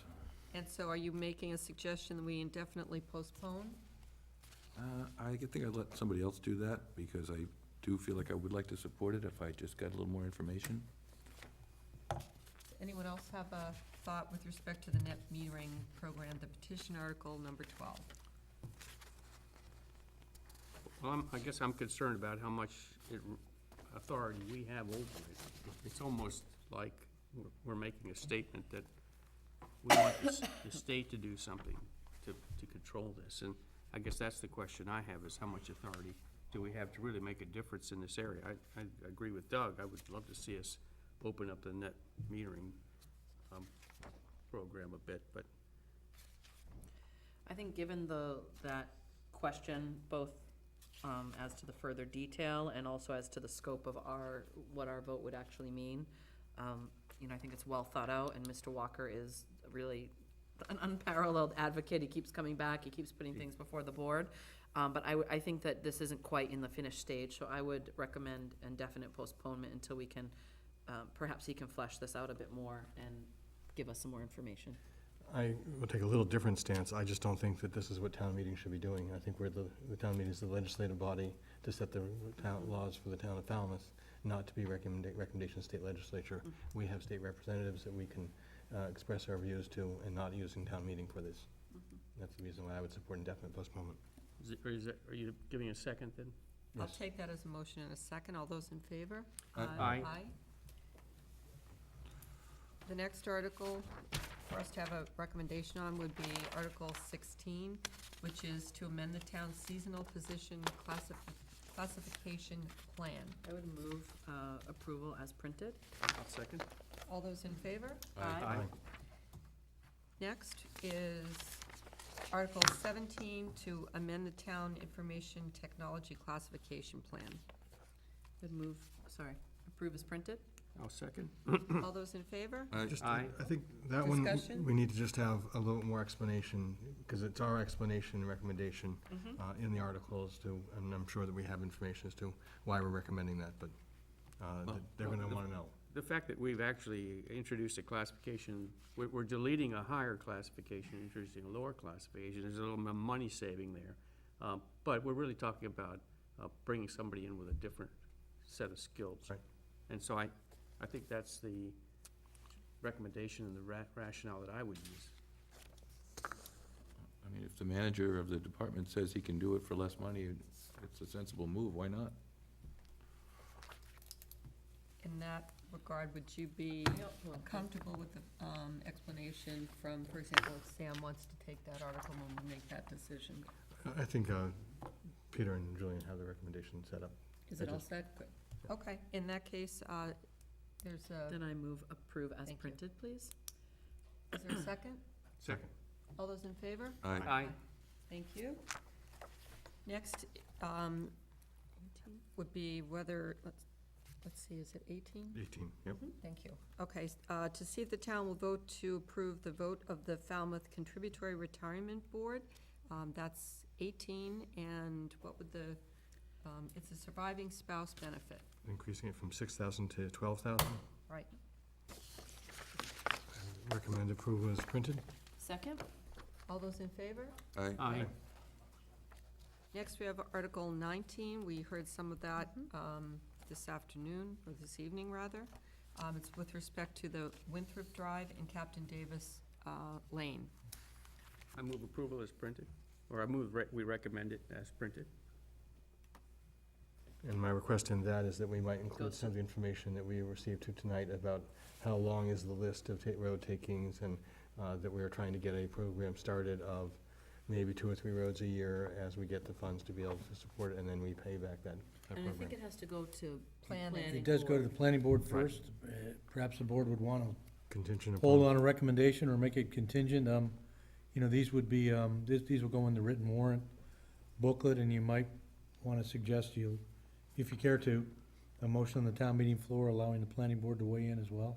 I think that would be the Either fair way. thing. I agree. Well, let me just change the motion to include that.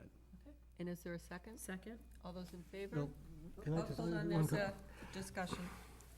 I would prefer if we could recommend it contingent upon approval of the planning board, as opposed to we'll make our recommendation at town meeting floor. We Agreed. know what our stance is. Yes. Much Okay. smarter. Yeah, no, I agree, I think Yeah, that's, Actually, that was what I I thought. think that's what Okay. Sam, but thank you Okay. for clarifying, because we talked about 2 separate options. Yeah. much It- clearer. it gets the As long language. as we feel that the planning board will understand that we are honoring that they could say no, and it is certainly within their jurisdiction. right, that it's a we're- contingent. Right, okay.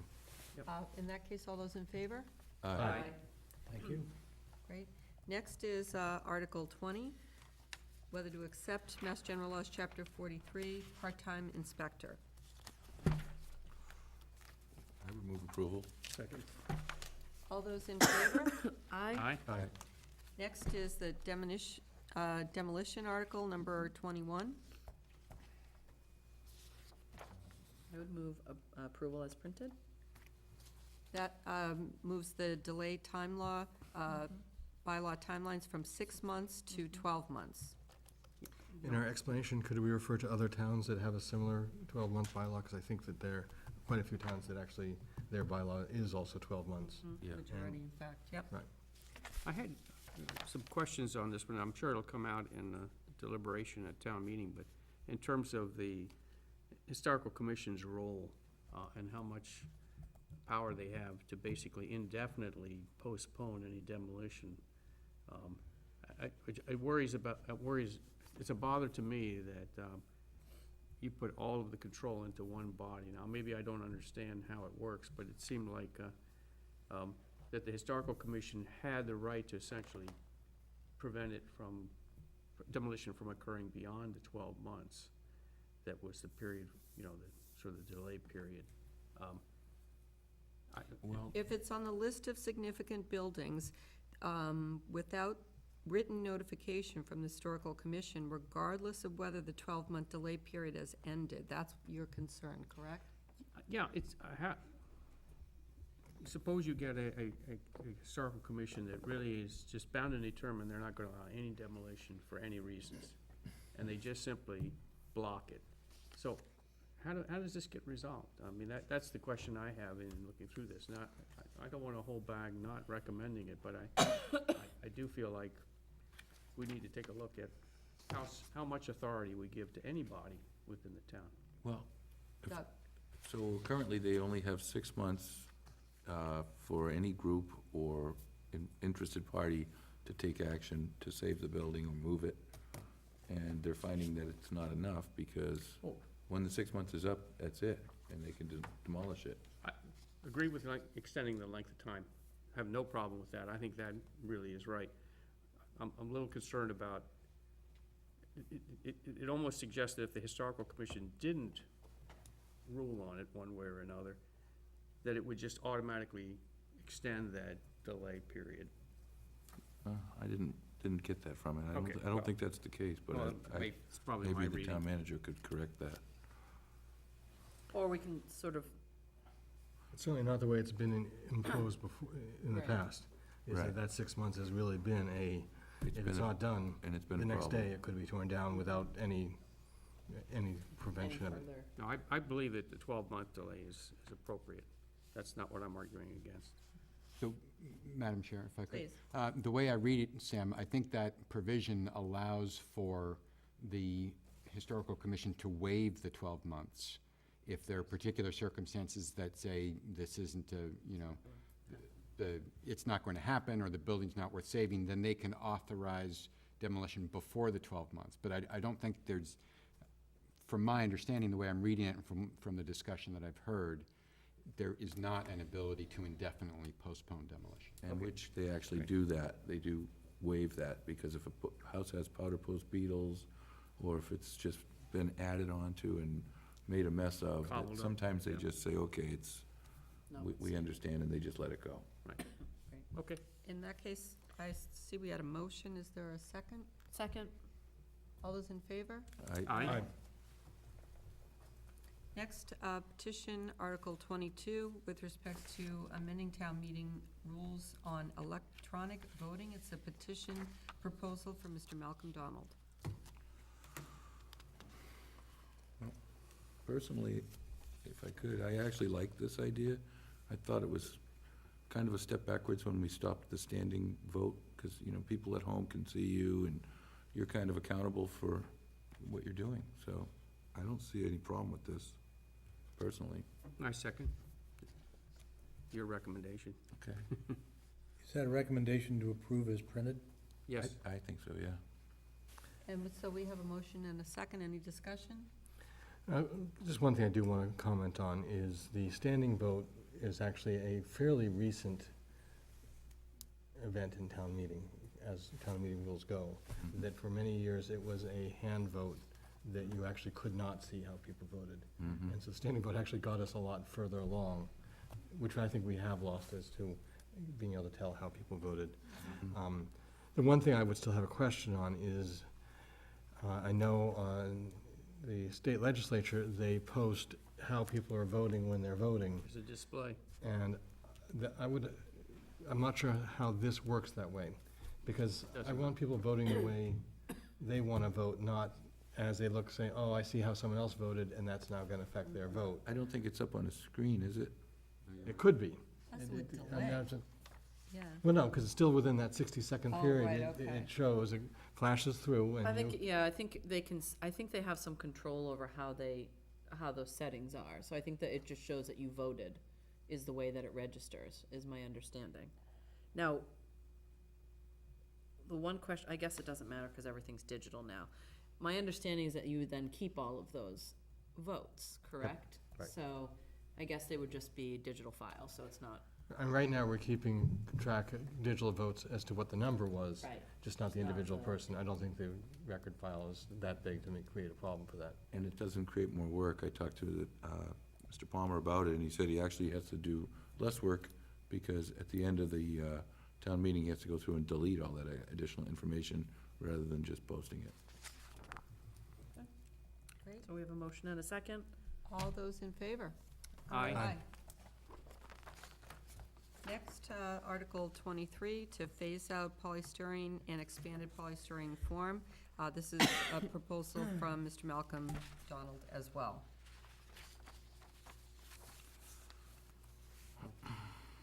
I certainly Sam? I certainly agree with this. I don't know how much of a burden it's going to place on our food services businesses at this point, but this is something I think society has got to come to grips with. The pollution that is caused by these essentially non-degradable products is mounting and accumulating, and so I want to see this go forward. I don't know whether amendments will be made, but in spirit, I'm certainly in favor of it. And I would move that we recommend it as printed. I would Is there a second that. second? You'll second that? I will. Any more discussion? Well, I guess as to whether this is going to be a bylaw, is this advisory for us to create a bylaw that does this? I guess I'm not sure exactly how this would work.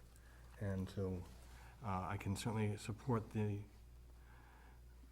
intent, but I don't know. I think there's a lack of, I agree, I think there's a little lack of clarity about the implementation. And in some ways, I wouldn't mind voting it as an advisory to the selectmen to take this on, to see it forward. But it isn't something that, according to this, 6 months after the effective date of this article, and the effective date of the article is, I think, have to be determined by the Attorney General. I guess for it to be a bylaw, we'd have to figure out what bylaw, where it fits into our bylaw system. And so if it could be advisory that instructs the Board of Selectmen, but then again, if it is advisory, we could actually disregard it down the road also. There is a jurisdictional explanation. Selectmen shall promulgate regulations for the enforcement of the foregoing section, which regulations shall provide, and it, goes on from there. So that would have to be reconciled with the specifics, one of which includes a period of 6 months from the effective date of this article, but so I guess the effective date would be the voted date. I doubt it. I bet it would be approval of the Attorney General. In which case, I see there's a bit of a chicken and egg situation. Peter, did you have a thought on that? I'm really not certain.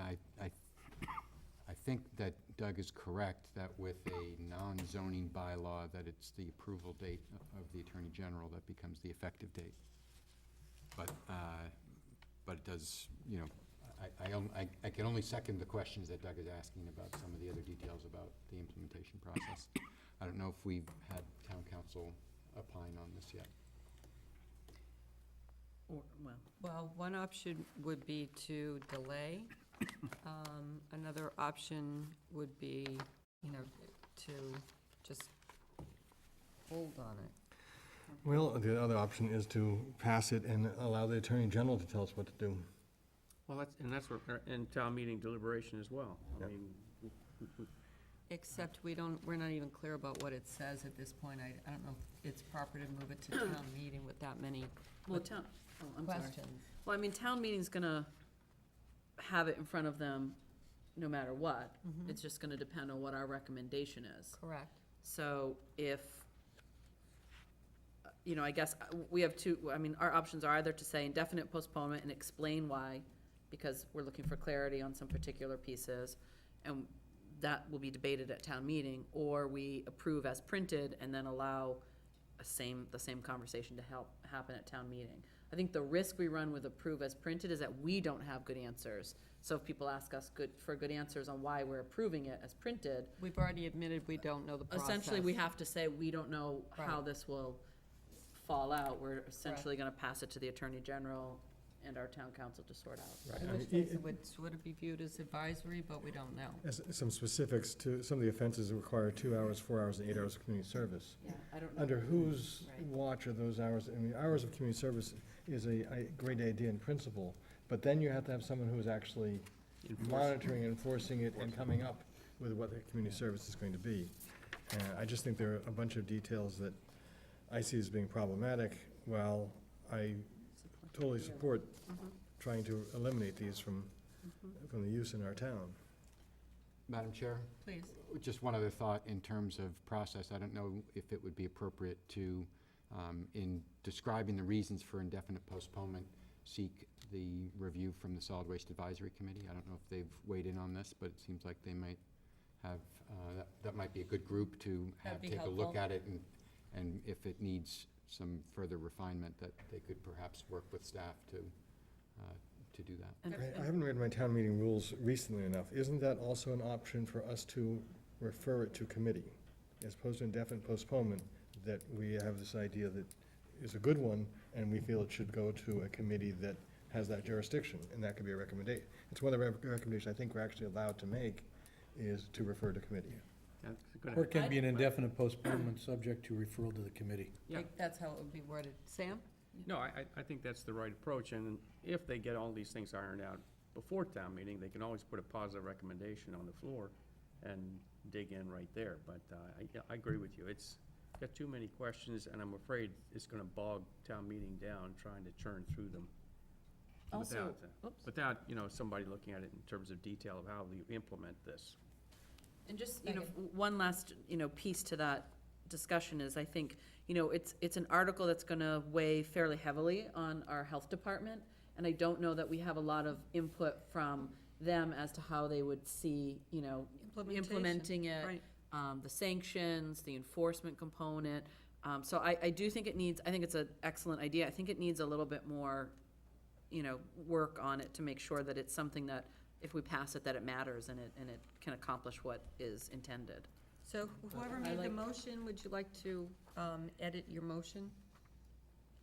Well, I'm gonna get a different motion. I'm not sure we actually had a second for the Rich one. Okay. I'll replace it with a motion that we have indefinite postponement with the hope that this would be going to our solid waste advisory committee for their recommendation or for their input. Refinement. Is there a second? Second? I'm sorry. All those in And favor? actually, I would like to include, because certainly the sense of this board is that this board is in favor of The concept. the concept, Right. but feel that there needs the implementation and wording needs some work. And I don't think we would have to really worry that much about enforcement. It's just something that's a guideline for, we don't want it to be used here.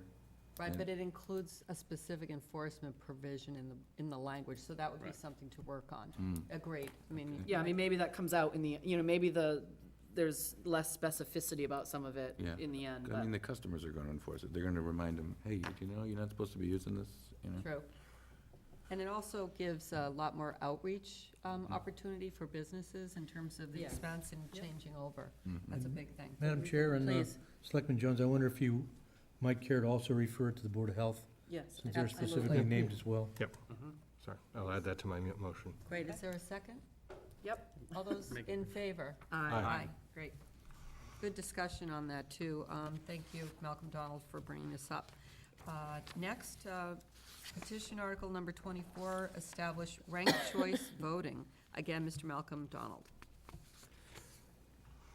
Now, in student council operations that I've run, I've used ranked choice voting. I understand it very clearly. I don't think it is something we need to have in our town elections.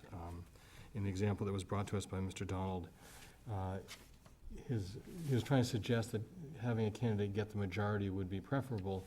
However, the information he gave us, only one of the two candidates had a chance of getting the majority, even with ranked voting. And so you're not going to even in the example we had, you wouldn't accomplish having necessarily either one of the candidates getting the majority. And I just think this, knowing how I've had to explain to the students how ranked choice voting works, I think it's very, very confusing to most voters as to how it works. And I think keeping voting as simple as possible is advantageous. So you're moving for indefinite postponement. Yes. Is there, I'm gonna second that. all those in favor? Aye. Aye. All right, petition article number 26 is whether to create solid waste division within the Department of Public Works. This was, I believe it was Mark, Solid waste advisory. Solid Waste Advisory, okay, thank you. Thoughts? We've been talking about it for a long time, and I know Mr. McConerty has been filling the role, but he has a lot of roles, so maybe it's not a bad idea. I'm concerned about building, an organizational structure that's not really justified in terms of what it can accomplish. So, in other words, I see costs going up without necessarily the benefit accrued to the citizens of the town. Megan? So, I understand the caution at, anytime you create a new position. But I do think, we have such a challenge ahead of us around the issue of solid waste. It's such a dynamic industry, costs are changing and pricing around recycling. We know that we have a landfill near us that's gonna max out in the not too distant future. And I think that, DPW is tasked with so many, Mr. Grady and Mr. McConerty already are tasked with, 100 other things beyond this. I feel like, our solid waste management to some degree is a bit of a standalone issue that, we're managing at this point, but there are a lot of challenges in front of us. So, I do agree that I think there's some concern about creating a structure, you gotta do that cost-benefit analysis, because it's not inexpensive to create a new position, particularly if it's a managerial position. I'm just not sure if now is the time. I agree with all of those premises. We've just entered a major, very expensive solid waste contract. So we sort of have, we have that process going, and the world of recycling is changing vastly with, China is really making some huge changes. As you mentioned, Bourne, this to me falls, Solid Waste Advisory Committee has been working, sort of chipping away at this, really improving policies, getting advice from the state, looking at grants. I mean, it's a very, very motivated committee. I guess my feeling is I think it might be better to look at gearing up for this in a year. I'm just not sure now is the time. Madam Chair? Please. If I might, I just thought I'd offer some of the other competing needs that we will be looking at as we enter the FY20 budget preparation. We'll be seeing significant requests from the fire department, the police department. We know that parks maintenance of athletic fields is a priority. I believe we'll be seeing some increases there, whether it's staffing and/or contractual services. Which we've already made commitments to in terms of our financial statement that we amended earlier this year. There's also, with the new senior center coming online, there are additional operating costs and staff there. So I would just, I guess, urge caution.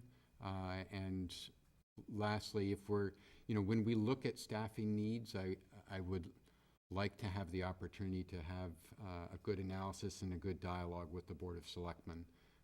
So I'm not sure that petitioning positions is necessarily the best way to refine and meet staffing needs. Where this priority falls with respect to all of those others, I think is not something that, that the town manager and I and the department heads should decide necessarily in a vacuum without dialogue with you and other committees. But I think to have the opportunity to do that as opposed to in isolation and in advance of the upcoming budget, say this is the one that we're going to have town meeting focus on and budget. And lastly, with respect to this particular position, if we are going to add a position in DPW to address recycling, I'd want to look at the job description and what's the best way to fill that need. We have some real need for procurement help and analysis. There are a number of roles that might be combined with this position. I don't know of a lot of communities that have a dedicated solid waste staff person. So those are the thoughts I would offer. Appreciate that. Sam? I would just second that. I think the job description has to be generated, because what I don't want to see is somebody essentially trying to shine a light on this particular issue for the town, and this is the way to do it. But really, the person would be sitting around looking for something to do, because the issues are so diffuse and spread out, the opportunities to make a difference. So I would want to see the job description first, to make sure that, we're going to get services to justify the salaries and costs and overhead that's associated with hiring a person into the position. I think it's something that's got to be done. We've got it in our strategic plan, right? So the question is, how's the best way to accomplish the objective, not just throw a body at it? And I think the point is well taken. The way to have, comprehensive review and moving into the future with new staffing positions, it just can't be done within the limited confines of town meeting. I mean, it really takes an entire process. So I'm going to move for indefinite postponement. And I'd like to have as much of the reasonings that Peter gave put into our explanation. I think the timing of it, it's not as much that we're against this, as the timing right now is we are going to have these requests from fire department, from police department, from the parks department, that we can't do it all right now. That this is an idea that is well suited down the road, but right now, this is where our priorities are. But the committee is kind of calling us out that we need to take action, and there needs to be some more attention paid to the issue. And, absolutely. When we see, we have these little tiny recycling bins, and the trash is blowing around out of them, and people don't even know that they can't use plastic bags. They're still trying to separate, they're putting their plastic bottles in plastic bags. We don't have the education piece. Right. And I understand that the Republic is supposed to be sending out 2 mailings a year informing people about recycling, and we're not getting them to do that. So we could use a little help in pushing some of these things forward. Absolutely. Yeah, I think that the intent is, you know, sort of what they're trying to accomplish with this. You know, they're all things that if this doesn't go forward, we have to look at other ways to accomplish it, because they're all, you know, really important objectives, some of the ones that you're noting. Right. That solid waste comes back before us and raises time and time again, and we don't get quite the traction on it that we need to. Because we still owe a bylaw from our last town meeting, so just to remind us that we have to get back on track with that. But I think, you know, obviously their work is appreciated, and, you know, I think that they are shining a light on something that needs to be addressed. So Madam Chair, let's- could I just make one other comment, if I may? Please. I just wanted to underscore that Deputy Public Works Director Peter McConerty is involved actively in several of these things that have already been raised.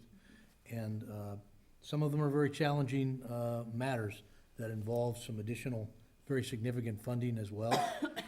And I also just wanted to note, as a reminder, that this role is within the Deputy Public Works job description, Manager of Solid Waste. So by acting on this, not only are you creating a new full-time position, but you are pulling a responsibility away from an existing full-time town employee. So I think it has major ramifications that are not obvious from the nuances of the language. So I just wanted to caution the board on that as well. So many of these things involving creation of staff. There's a later petition article creating additional staff.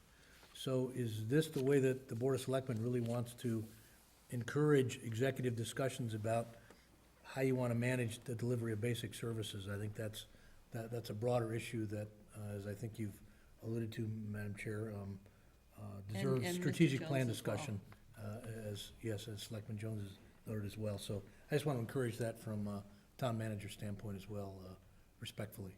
And absolutely, and part of that, I think, while we're on the subject, I think this board should schedule, kind of as an agenda item, these subjects in probably within a 3-month time period, just to really, revisit where we're at. There are a lot of, there are, some moving targets here, and I think to really support solid waste efforts in some of these, particular items. So that's one way we can move this forward as well within our budgetary constraints. Megan, Just the final point. I mean, I agree. I understand, that we make hiring decisions in, we're looking at the totality, going forward. I think when you see some of these type of articles, particularly from a group like Solid Waste that, they do their homework, Linda Davis and the rest of the board, really, they do a lot of research. And I think you're seeing this come out of some frustration that they've done a lot of work over the years to try to advance some of the, some of their ideas that are, pretty critical to sort of the future of how we manage solid waste. And so I think it's coming out of that sense of frustration that some of that, because the issues are very complex, as town manager notes, and there are a lot of moving parts, there's a lot of funding behind some of these changes. But, I think an article like this comes out of that, and it just should be, however we vote, it should be a bit of a wake-up call, or just a tap to remind us that these are really pressing issues that this committee is trying to kind of bring before the town. This may not be, ultimately the way that, again, hiring decisions are made, but I think that's really where it's coming from. I don't think that they just, toss it up, Right. lightly. I think they understand the potential ramifications, but are looking to kind of bring some light, shed some light on these issues. and I think the visibility is important, so I think as an agenda item within the next couple of months, I think, Mr. McConerty base on it. will probably want to report, with the, how the partnership with the Solid Waste Committee is moving some of these issues ahead. I think that's one way. Sam? Yeah, no, but I think it's also fair to ask our Deputy Department of Public Works to actually give us a picture of where we stand. The picture is changing, the disposal issue is changing. Well, what's our thinking for the future on how we manage all this? Right. I really think that's a legitimate agenda item, but it's not this article. So but- on this, we've had a motion for indefinite postponement and a second. All those in favor? Aye. The next is Petition Article 27, which is the additional water meter. Well, I'm with indefinite postponement. I think our water rates are probably gonna have to go up. I think putting in the additional water meter is gonna encourage usage of water. We've already had problems with lack of pressure in certain places. Admittedly, it was, you know, due to the distribution system, but water's gonna become more and more of a critical resource, and I think this is just inviting people to consume more water when we really shouldn't be. And so you're moving for indefinite postponement? I did. Is there a second on that? I second that. I would echo Mr. Patterson's comment. It just seems as a way of making the irrigation system water to be cheaper. And I think anything we can do to be decreasing or discouraging use of the irrigation systems in this town, I would prefer. The only way I could ever support doing this is if we then said, and then any irrigation water, we're gonna figure out a way to charge them. You know, maybe they're gonna no longer have the sewer charge on the water that's that second meter, but I'm gonna charge them a lot more money because they're using water to irrigate, or we're gonna figure out a way of, if they're irrigating on odd days or even days, or they're irrigating during the daytime. But the amount of irrigation and improper outside water usage is really high, and a lot of the things we ask people not to do are exactly what these second meters are gonna be doing, about whether they're washing off their sidewalks with a hose, or washing their cars all the time, all the other things that say, really, this is what we're using drinking water. We're using drinking water to perform some of these activities. So there's a motion and a second. All those in favor? Aye. Indefinite postponement. The next is Article 28. It's a petition article to fund ALICE training. As I understand it, this was posed without contact or discussion with the chief. There already is in place ALICE training. So what would the board like to do? I move indefinite postponement. Second. All those in favor? Aye. Next is petition Article 29 to create 3 new police officer positions. This isn't the time of the year in which we do new positions. That will be in our spring budget, and I think our intent right now is probably to do something very similar to that. So I don't think we need to do this at this time. I think that's not the appropriate time for this discussion. I recommend indefinite postponement. I second. All those in favor? Aye. Great, so that is all Thank you. petition articles. And I've lost my agenda. Thank you. Individual selectmen's reports, thank you very much. Doug? Went to a great Patriots game yesterday. Okay then, Sam. The only meeting that I got to, because I was out of town for most of the intervening period, was the Finance Committee that Julian also attended, and the Finance Committee went over the capital budget that the school committee submitted and was generally supportive, and that's all I can comment on. Megan? All of my meetings are in the next 3 days for all 7 committees. We'll have a, It's 2 a day that'll for be the a next, I'll long have a long report one next time for week. you. I just want to report on I'm the chair of the Barnstable County Economic Development Council, and you'll see coming out what the Cape Cod Commission reviews every several years. It's the SEDS, and it's the Regional Policy Plan. 4 important things to consider in terms of Cape Cod development, like water, affordable housing, resources, transportation. It's really sort of a bit of a sea change in the way things are looked at. I think it incorporates the local town's interests very well, but there are, always room for ideas. There'll be 3 different outreach dates coming out, and you can just go on the Cape Cod Commission website and take a look at the regional policy plan, and there's an email address you can send in your comments or attend the meetings coming up. That's my report. Doug? I met with the Charter Review Committee today and gave them some of my thoughts and insights about the charter and what changes I would suggest. Some of the issues that they are looking at is trying to add some more specific requirements in it. And my point of view is I would hope they'd keep it as general as possible, because reviewing it making changes is fairly cumbersome, and to have things nailed down too much, I found to be problematic, but I'm sure they'd be happy to hear from other people too. I really commend Peter Clark, I mean, in reaching out to get information from people, and there was even a letter to the editor, I think it was in the Enterprise very recently, that I thought was just another effort. That committee, like all of our other committees, really doing a lot of work, and just want to give my appreciation since you mentioned it. I forgot one Thank you. thing. Yep. I did have a meeting No, last week. We're past you. Council on Aging, I'm gonna get it in. Council on Aging, obviously big things happening with the, the project for the senior center, but one thing that they're thinking about, and I'm sure that they would love any input that folks wanna share, either through the Selectmen's office, or to share directly with, Jill Bishop, but they're thinking about, what they might call the senior center. We've had people say senior center is off-putting, so thinking of, with this opportunity of a new building, they've had a lot of conversations about how we rebrand the important services that are there, that we make it clear in some of the name, and naming it, what takes place there, although nothing will ever encompass everything that goes on there. So just, as a part of a community discussion, thoughts that people have, if they're coming from other communities where your senior center was called something that, really was, Jazzy? yeah, that was good or different, or just thoughts in general. So an exciting time for Council on Aging. They have a lot of upcoming events at the senior center. I really encourage folks to take a look at, all of the classes that are going on there, classes and services. But lots happening. They had a fundraiser for the Friends of the Senior Center. It was really successful. So just an exciting time for them, beyond just the new building, but what's going on there now. Very cool. Mr. Suso? Thank you, Madam Chair, members of the board.